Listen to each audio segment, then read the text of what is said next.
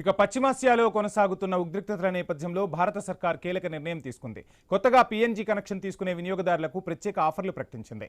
మార్చి 31 వరకు కనెక్షన్ తీసుకుంటే 500 వరకు ఉచిత గ్యాస్ అందించనున్నట్లు వెల్లడించింది. అలాగే సెక్యూరిటీ ఛార్జీల్లో కూడా మినహాయింపు కల్పించారు. Petroleum joint secretary Sujatha Sharma ఈ విషయాలను వెల్లడించారు.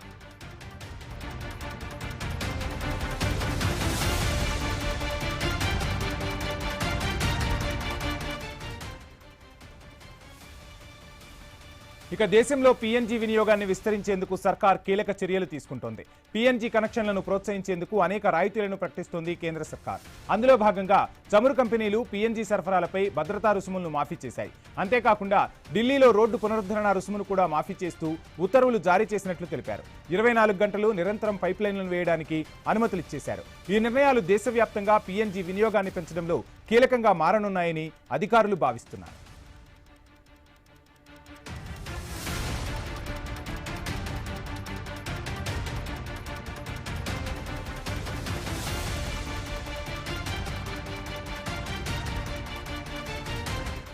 పశ్చిమాసియాలో కొనసాగుతున్న ఉద్రిక్తతల నేపథ్యంలో భారత సర్కార్ కీలక నిర్ణయం తీసుకుంది.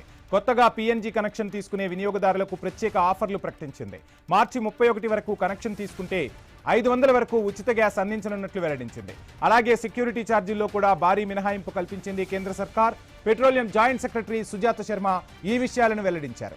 ఇక దేశంలో పీఎన్జీ వినియోగాన్ని విస్తరించేందుకు సర్కార్ కీలక చర్యలు తీసుకుంటోంది. పీఎన్జీ కనెక్షన్లను ప్రోత్సహించేందుకు అనేక రాయితీలను ప్రకటిస్తోంది. అందులో భాగంగా చమురు కంపెనీలు పీఎన్జీ సరఫరాలపై భద్రతా రుసుములను మాఫీ చేసేశాయి. అంతేకాకుండా ఢిల్లీలో రోడ్డు పునరుద్ధరణ రుసుమును కూడా మాఫీ చేస్తూ ఉత్తర్వులు జారీ చేసినట్లు తెలిపారు. 24 గంటలు నిరంతరం పైప్లైన్లను వేయడానికి అనుమతులు ఇచ్చేశారు. ఈ నిర్ణయాలు దేశవ్యాప్తంగా పీఎన్జీ వినియోగాన్ని పెంచడంలో కీలకంగా మారనున్నాయని అధికారులు అంచనా వేస్తున్నారు.